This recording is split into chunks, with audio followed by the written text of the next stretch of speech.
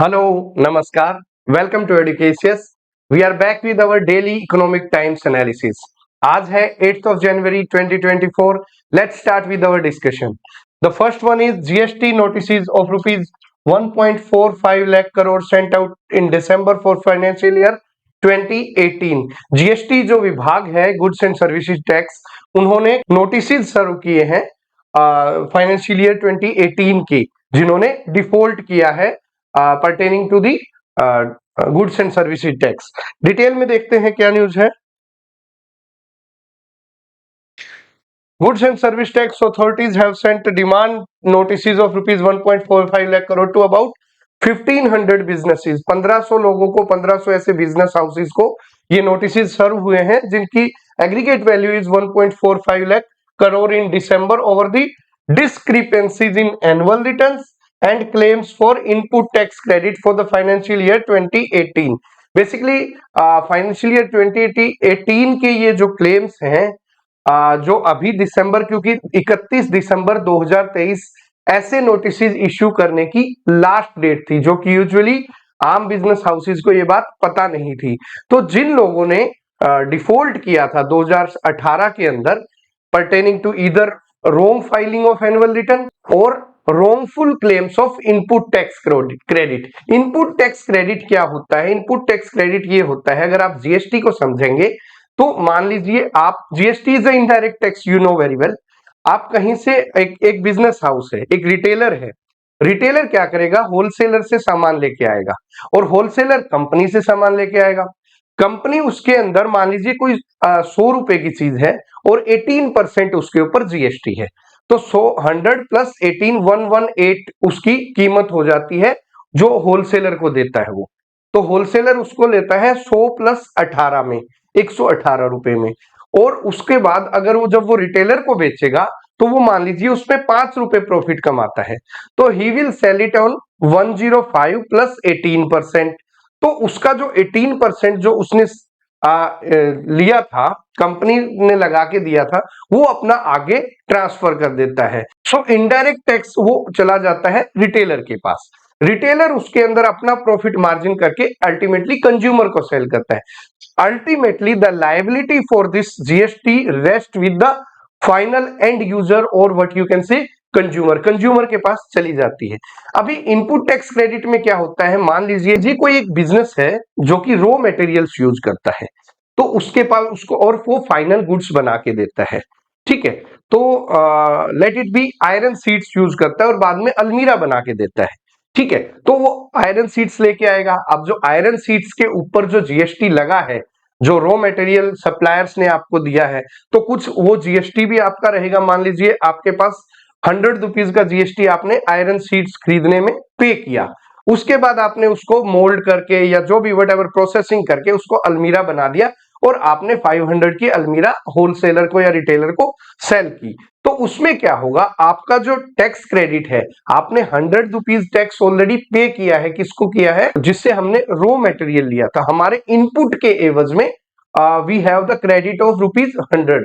तो उसके बाद जो हम आगे जो सेल करेंगे तो हमारा क्रेडिट है 100 रुपए, हमारा ऑलरेडी क्रेडिट है, जो जीएसटी का ऑलरेडी हमारे अकाउंट के अंदर क्रेडिट मिलेगा, that we have 100 rupees credit in our GST account in lieu of the raw materials and the raw material supplied, raw material charged us with rupees 100 tax. तो वो हमारे account के अंदर already input side में रहेगा। अब जो हम सेल करेंगे तो हमने आउटपुट किया तो हमारा कुछ ना कुछ हमने उसके अंदर जीएसटी रिटेलर से लिया है, जो रिटेलर से हमने लिया है वो हमें अल्टीमेटली गवर्नमेंट को पे करना पड़ेगा। तो पोर्टल में जो आउटपुट जीएसटी है, मान लीजिए वो हो गया हमारा 200 rupees, depending upon the price of the final good. तो 200 रुपीज हमारा आउटपुट जीएसटी है, 100 रुपीज हमारा इनपुट जीएसटी है, तो अल्टीमेटली हमें गवर्नमेंट को 100 रुपीज जीएसटी पे करना पड़ेगा। This is known as input tax credit. जो हमारा इनपुट आया उसके अंदर हमारे जीएसटी का कितना क्रेडिट मिला, this is input tax credit. तो इसी के बदले जो input tax credit financial year 2018 का, अभी कई लोगों ने क्या किया था, इनपुट टैक्स क्रेडिट में बहुत ज्यादा फ्रॉड किया था, बहुत ज्यादा जीएसटी के केसेस आए। इसमें क्या करते थे, कोई भी बिजनेस हाउस होगा, एक फर्जी कंपनी बना ली जिसके अंदर कोई काम नहीं चल रहा और उससे बिलिंग करवाते गए, मान लीजिए बहुत ज्यादा बिलिंग करवाते गए, ठीक है, और जबकि वो गुड्स थे ही नहीं और उसके एवज में वो उसका टैक्स क्रेडिट लेते रहे, तो करोड़ों रुपए का टैक्स क्रेडिट ले लिया सो दैट उनकी टैक्स भरने की जो लायबिलिटी है वो कम हो जाए या फिर नेग्लिजिबल हो जाए। तो इसी तरह के इनपुट टैक्स क्रेडिट के जो फेक क्लेम्स थे इनसे रिलेटेड ये नोटिस इशू किए जा रहे हैं 1.45 लाख करोड़ के। The large number is because the last date for serving the notice for the year 2017-18 was 31st of December 2023। So इसके अंदर जो 1.45 लाख करोड़ के इसके अंदर पेनल्टी भी है और उस पेनल्टी के साथ जो इंटरेस्ट अमाउंट है वो भी टोटल किया गया है, ठीक है। A total of 7.25 million GST return were filed in 2017-18 and only a small portion were picked up for scrutiny for the short payment of taxes.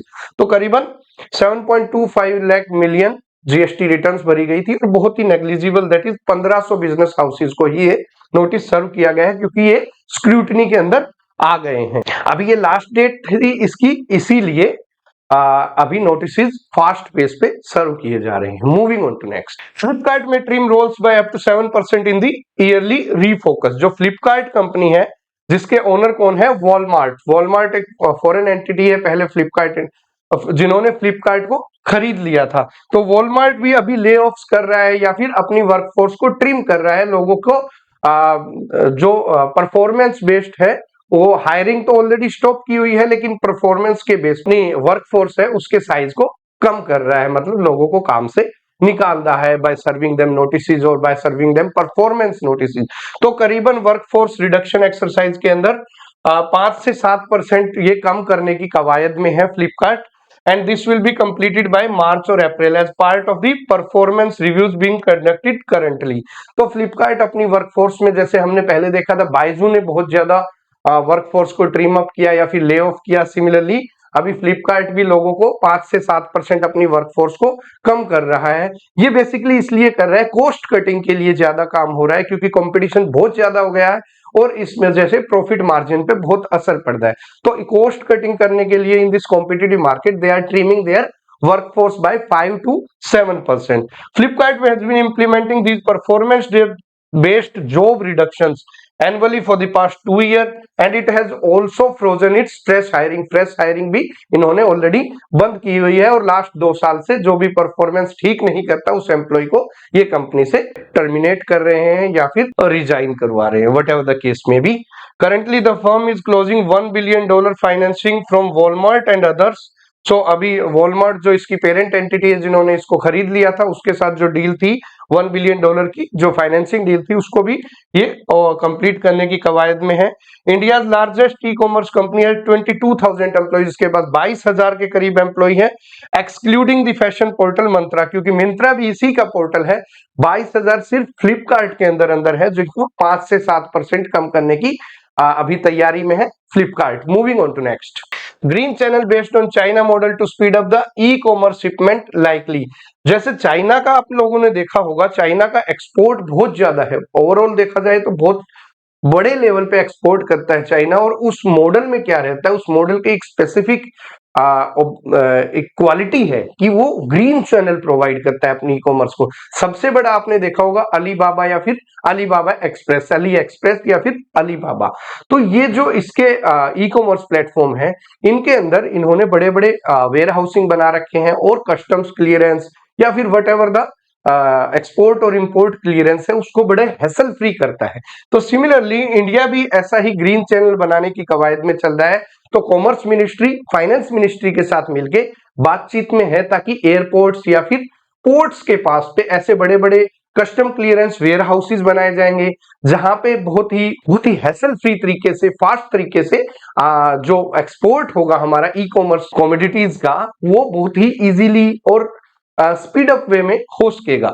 India is looking to create a green channel for e commerce export on the line of China's cross border e commerce integrated pilot zone and to offer the streamlined custom procedure to faster movement of such shipment. So the commerce department is in talks with the revenue department. Basically जो custom clearance वगैरह रहता है that comes under the revenue ministry and this export and import comes under the Commerce Ministry. So customs comes under the Revenue Ministry. So Commerce Ministry is in talks with the Revenue Ministry for streamlining of this hassle-free movement of the e-commerce consignments.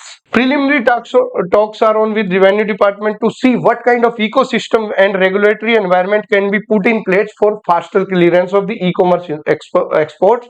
The plan is to develop the e-commerce export zones, मतलब e-commerce export zone बनाए जाएंगे where export clearance are done quickly. तो ऐसी where housing facilities बनाई जाएंगी airport के पास में, so that हमारे जो एक्सपोर्टर्स हैं उनको परेशानी ना हो और वो बड़े ही हैसल फ्री, बड़े ही फास्ट स्पीड अप तरीके से अपने एक्सपोर्ट्स को डिलीवरी दे सके. Moving on to next. Nifty companies December quarter profit में ग्रो इन डबल डिजिट. आपने देखा था कि निफ्टी और सेंसेक्स ने बहुत बड़ी बड़ी छलांग लगाई थी, बहुत ही बुलिश ट्रेंड दिखाया था, और जो निफ्टी 50 है जिसके अंदर 50 top most companies of the NSC index आती हैं, एक इंडेक्स बनाया गया है, बेंचमार्क इंडेक्स है निफ्टी 50. तो निफ्टी 50 के अंदर 50 ऐसी बड़ी कंपनीज ली गई हैं जो 50 top companies which trades on the national stock exchange of India. तो एनएससी की 50 बेहतरीन जो बड़ी कंपनियां हैं दे कम्स अंडर निफ्टी 50.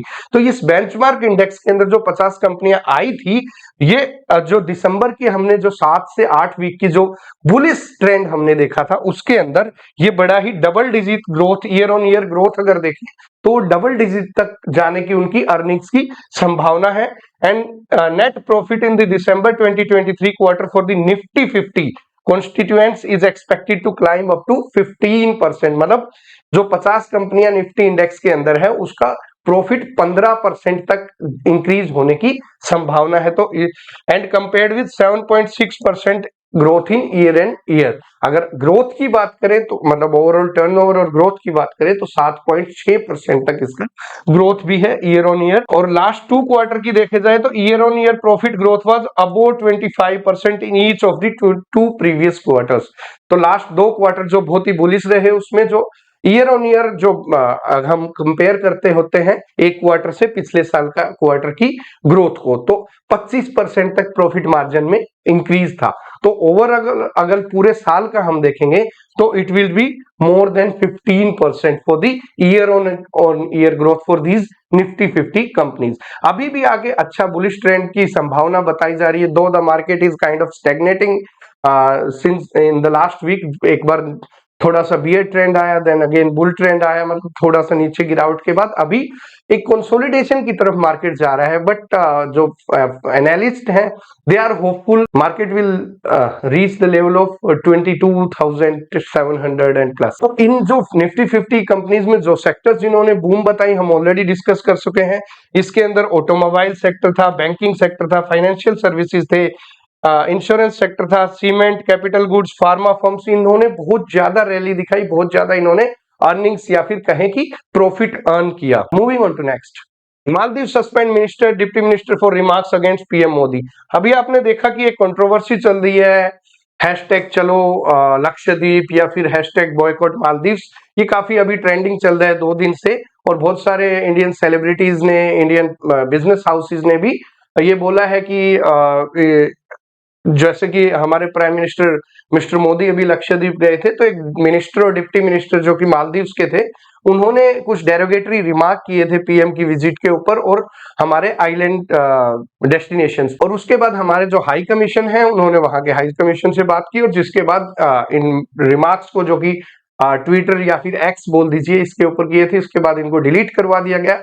और जिन मिनिस्टर्स ने ऐसे रिमार्क्स किए थे, ऐसे 3 मिनिस्टर्स को सस्पेंड भी कर दिया गया. इसके बाद मॉरिशस ने इंस्टेंट अटेम्प्ट लिया और ये बोला कि फ्रीडम ऑफ एक्सप्रेशन जो है उसको ऐसा यूज नहीं करना चाहिए जिससे हमारे इंटरनेशनल रिलेशंस के अंदर कोई खटास आए, इंटरनेशनल रिलेशंस खराब. के बाद इंडियन जो सेलिब्रिटीज लगा लीजिए, चाहे बिजनेस हाउसेज लगा लीजिए, चाहे ये टूर्स एंड ट्रेवल की जो एसोसिएशन है उन्होंने लगा लीजिए, जैसे ईज माई ट्रिप ने अभी मॉरिशस के जितने भी टूर्स हैं या ट्रिप्स हैं उनको अभी एक बार स्टॉप कर दिया है.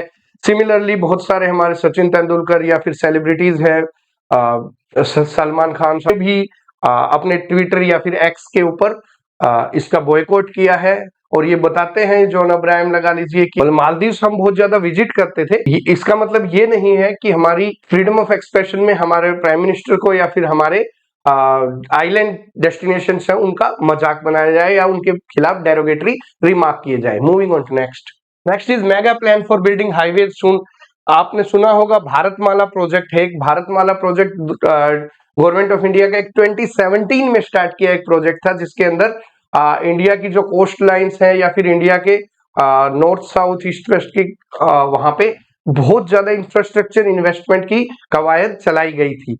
और उसके बाद अभी जो भी लूप होल्स दिखने को मिले भारतमाला प्रोजेक्ट के अंदर, उस लूप होल्स को निकाल के एक नया मेगा प्रोजेक्ट स्टार्ट किया जा रहा है, जिसका नाम है मेगा हाईवे कंस्ट्रक्शन प्रोग्राम। नया प्रोग्राम लॉन्च किया जाएगा जिसके अंदर जो कनेक्टिविटी है, हम जिस स्पेस से हम हाईवेज बना रहे हैं उसको और ज्यादा एनहेंसमेंट की जाएगी। और जो ऐसी चीजें हैं जिसकी वजह से लिटिगेशन में मैटर चले जाते हैं और उसके बाद गवर्नमेंट को नुकसान तो उठाना ही पड़ता है। हमारी जो डेडलाइन होती है प्रोजेक्ट्स की वो भी टाइमली कंप्लीट नहीं हो पाती है, जैसा कि हमने देखा द्वारका एक्सप्रेसवे के केस में। द्वारका एक्सप्रेसवे के केस के अंदर जितने एक्सपेंडिचर की बात शुरू में की गई थी उससे बहुत ज्यादा एक्सपेंडिचर भी बहुत ज्यादा इंक्रीज हो गया और जो डेडलाइन रखी गई थी वो भी टाइमली कंप्लीट नहीं हो पाई और बार बार एक्सटेंशन हो रहा है। तो ऐसी चीजों से बचने के लिए सो दैट जो बड़े बड़े ये प्रोजेक्ट है, हाईवे प्रोजेक्ट है, उनको टाइमली कंप्लीट किया जाए, इसलिए मेगा हाईवे कंस्ट्रक्शन प्रोग्राम को रिज्यूनेट किया जाएगा और भारतमाला प्रोजेक्ट परियोजना है उसको रिप्लेस कर दिया जाएगा। और जो भी ऐसे प्रोजेक्ट हैं उनको नेशनल प्रायोरिटी के साथ रखा जाएगा। और जो मॉडल कंसेशन एग्रीमेंट है, जो कंसेशनर के साथ, कंसेशनर मींस जो लोग कंसेशनर वो होते हैं जो national highway authority of India या फिर किसी भी हमारी गवर्नमेंट एंटिटी के बिहाफ पे काम कर लेते हैं, जिनको हम एक दूसरी टर्म में कॉन्ट्रैक्टर्स भी बोलते हैं।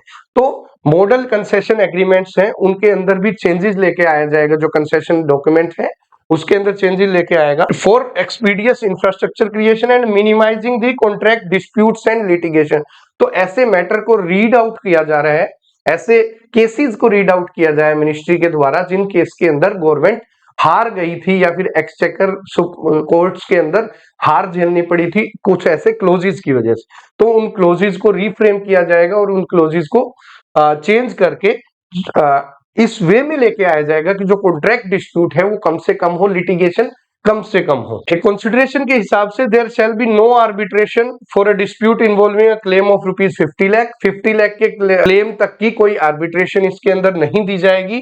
और अगर 50 लाख से ज्यादा की अमाउंट है तो गवर्नमेंट और ना ही कंसेशनर उसके अंदर प्री रेफरेंस या पेंडेंटलाइट पेनल इंटरेस्ट उसके अंदर क्लेम कर पाएगा। मतलब जब तक लिटिगेशन में मैटर रहता है उसके एवज में क्या कर लेते थे जो कॉन्ट्रैक्टर होते थे वो गवर्नमेंट से इंटरेस्ट पेनल्टी भी मांगते थे। तो अभी ये मना कर दिया जाएगा इस कॉन्ट्रैक्ट के थ्रू कि अगर आप लिटिगेशन में जाते हैं तो आपको कोई इंटरेस्ट पेमेंट नहीं मिलेगा। In addition to this it has also been suggested that the insurance during the concession period to compensate in case of any project failure should also include the government arms at joint beneficiary। पहले क्या होता था, जो insurance होता था अगर कोई project fail हो जाता था तो उसके एवज में एक इंश्योरेंस होता था जिसका बेनिफिशियरी बेसिकली कंसेशनर या कॉन्ट्रैक्टर ही होता था। अब गवर्नमेंट भी इसका जॉइंट बेनिफिशियरी रहेगा। ऑफिशियल डाटा को देखें तो country has been annually constructing over 10,000 kilometre of national highway since the launch of Bharatmala project in October 2017। October 2017 में जब से भारतमाला प्रोजेक्ट परियोजना की शुरुआत हुई है, हम हर साल 10,000 किलोमीटर का हाईवेज बना रहे हैं। जो स्कीम के अंदर हमारा गोल था, ऑब्जेक्टिव था, that was of 74,942 kilometre, 74,942 approximately 75,000 kilometre का हमारा टारगेट था। Of which 34,008 kilometre was approved in the first phase of the project which were developed till September 2022। और अभी 5.35 लाख करोड़ की इन्वेस्टमेंट से ये प्रोजेक्ट कंप्लीट हो चुके हैं। अभी नए कॉन्ट्रैक्ट 27,834 किलोमीटर के नए कॉन्ट्रैक्ट्स भी अवार्ड किए गए हैं बट भारतमाला परियोजना के तहत, लेकिन अभी वो कंप्लीशन स्टेज से दूर है। सिर्फ 15,000 किलोमीटर ही बन पाया है out of the 27,384। While the scheme successfully drove the country into a faster pace of construction, there have been some concerns around escalated expenditure। तो जैसा हमने द्वारका एक्सप्रेसवे के केस में देखा था कि बहुत ज्यादा एक्सपेंडिचर एक्सेलेरेट हो रहा है। तो गवर्नमेंट अभी इन सभी चीजों को देखने के लिए BOT, build operate and transfer, BOT का जो मॉडल है उसके ऊपर फोकस करेगी। अभी आने वाले कोई भी प्रोजेक्ट होगा that will be based on BOT only, कि आप प्रोजेक्ट करो सो दैट एक्सचेकर को, हमारी गवर्नमेंट को इसके अंदर अपना बहुत ज्यादा इन्वेस्टमेंट ना करनी पड़े। आप कॉन्ट्रैक्टर को पूरा प्रोजेक्ट दे दिया जाएगा, अवार्ड कर दिया जाएगा, आप उसको बिल्ड करो, उसको ऑपरेट करके टोल लेवी करके आप अपना पैसा निकालो and then transfer it to the government. तो that will be BOT. Contractor or concessioner will build the project or build the road, then he will operate the road till whatever the timeline is and levy various tolls and duties, उसके ऊपर toll और duty से वो अपनी coast निकालेगा and after that he or after that the contractor will transfer the complete infrastructure project or the road to the government. So this will be on the BOT model. तो अभी सारे ही जो project रहेंगे वो built operate transfer model पे रहेंगे। अभी करीबन centre is giving an impetus to BOT project for about 11 stretches of 22,000 crore project रहेंगे, बीओटी मॉडल पे रहेंगे। ये 2047 के लिए जो 11 कॉरिडोर्स हैं ये सारे बीओटी मॉडल पे ही हैं। जो पुणे टू शिरूर है 7,514 करोड़, तालेगांव चक्कन सिकरापुर है 5,234, गुवाहाटी का रिंग रोड है 4,617। तो इसी तरह ये जो भी प्रोजेक्ट्स हैं सब बीओटी मॉडल पे ही रहेंगे। Moving on to next, going banana prices rise to 30 per KG from 18 to 20 in October. जो केले के प्राइस है, बनाना प्राइस है, वो एक तो कल्टीवेशन के अंदर एक उतनी पैदावार नहीं हो पाई, दूसरा इसके अंदर डिजीज जो बीमारी आ गई थी उसकी वजह से जो केले के प्राइसेस हैं वो 30 रुपए किलो तक बढ़ गए हैं।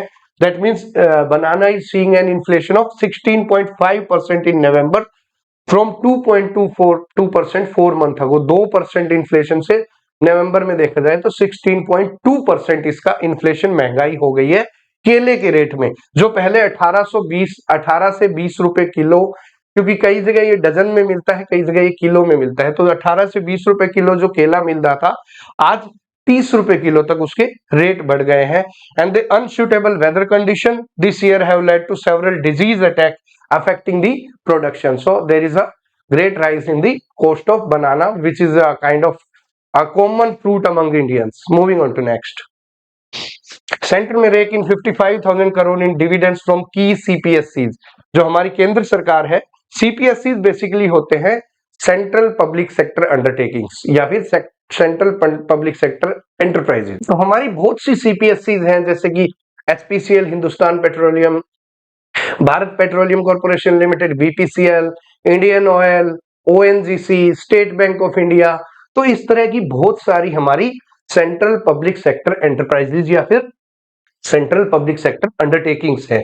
तो इनसे गवर्नमेंट को क्या होता है, डिविडेंड मिलता है। गवर्नमेंट को यहां से दो तरह से रिवेन्यू आता है, one is from dividend collection and second one is from disinvestment. तो बेसिकली बात करें डिविडेंड की, तो डिविडेंड क्या होता है, डिविडेंड वो होता है जब एक कंपनी, कोई भी सेंट्रल गवर्नमेंट की या फिर किसी भी कोई भी कंपनी जब प्रॉफिट अर्न करती है तो उस प्रॉफिट से कुछ हिस्सा अपने शेयर होल्डर्स को भी देती है, जिसका नाम होता है डिविडेंड। तो डिविडेंड से कंटिन्यूअस इनकम शेयर होल्डर्स को आती रहती है apart from rise in the prices of shares और स्टॉक्स। तो ये होता है डिविडेंड। तो in central public sector undertaking से अंदर बहुत ज्यादा हिस्सा सेंट्रल गवर्नमेंट का भी है, बहुत ज्यादा शेयर होल्डिंग है, तो उसके एवज में जो डिविडेंड गवर्नमेंट को मिलता है उसकी इस बार काफी जो कलेक्शन हुआ है उसमें काफी इंक्रीमेंट हुआ है। दूसरा होता है डिसइन्वेस्टमेंट। डिसइन्वेस्टमेंट क्या होता है, जो केंद्र की भागीदारी है किसी भी सेंट्रल पब्लिक सेक्टर एंटरप्राइज के अंदर, उस केंद्र की भागीदारी जो सेंट्रल गवर्नमेंट अपनी भागीदारी जब उससे कम करता है, मतलब अपनी जो इन्वेस्टमेंट होल्डिंग है उस कंपनी के अंदर उसको वो कम करता है, मतलब डिसइन्वेस्टमेंट करता है, उसके एवज में उस शेयर होल्डिंग को बेचने के बाद जो पैसा उसके पास आता है उसको हम बोलते हैं डिसइन्वेस्टमेंट प्रोसीडिंग्स। तो बात करते हैं डिविडेंड प्रोसीडिंग्स की, तो government dividend collection from the non financial public sector undertaking means those public sector undertaking which are non financial, मतलब exclude these banking and financial institution like State Bank of India and some Reserve Bank of India, something like that. So these non financial CPSCs, which we can say BPCL is non financial, HPCL is non financial, IOCL, GAIL, Gas Authority of India Limited, ONGC. So such non-financial CPSCs and other investment in this financial year had amounted to 55,000 crore, मतलब इनको dividend से 55,000 करोड़ रुपए तक का centre को collection हुआ है, which is more than a quarter higher than the budgetary target of 43,000 crore. मतलब हमारा जो बजटरी टारगेट था कि डिविडेंड से हम करीबन 43,000 करोड़ सेंटर को हिस्सा मिल पाएगा, तो लेकिन बहुत अच्छा बुलिश ट्रेंड होने से, बहुत ज्यादा इंक्रीज इन रेवेन्यू होने से, प्रॉफिट होने से गवर्नमेंट को करीबन instead of 43,000 central government is getting 55,000 crore from this dividend earnings. तो देखा जाए तो हमारा जो टारगेट रहा था फाइनेंशियल ईयर 2020 में, हमारा डिविडेंड 35,000 करोड़ हम लिया था, और हमारी डिसइन्वेस्टमेंट करके जो गवर्नमेंट ने पैसा लिया था, मतलब किसी भी सेंट्रल गवर्नमेंट के एंटिटी से अपना हिस्सा कम करके जो लिया था, वो that was 50,304 crore. Similarly financial year 21 में दोनों करीबन इक्वल थी, 39,000 करोड़ डिविडेंड से आया, 37,000 करोड़ डिसइन्वेस्टमेंट आया, मतलब थोड़ी डिसइन्वेस्टमेंट कम रही। उसके बाद फाइनेंशियल ईयर 22 में डिसइन्वेस्टमेंट और ज्यादा कम रही, 59,000 करोड़ डिविडेंड से आया and 13,627 from the disinvestment.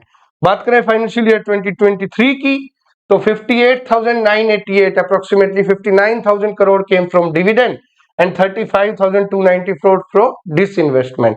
And as per the budget estimates of financial year 2024, 43,000 will be from this dividend and 51,000 from disinvestment. ये budget estimate था, but instead of 43,000 which was estimated, we have approximately we are getting 55,000 crore in lieu of this dividend proceedings from the non-financial CPSE, Central Public Sector Undertakings or Enterprises.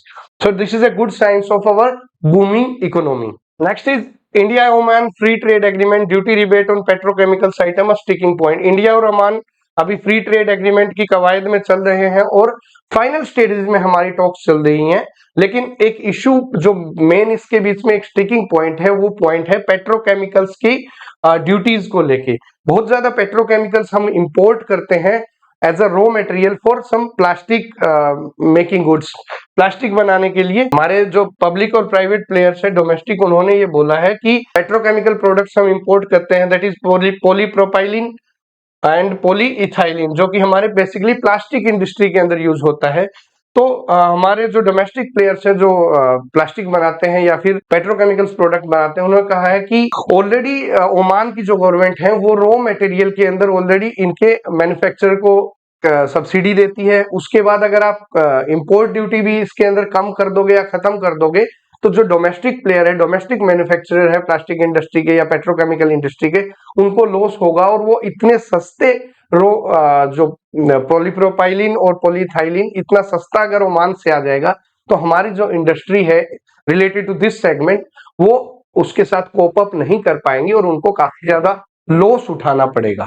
So they are claiming that Oman provides huge subsidy to its industry on raw material for the production of these petrochemical products.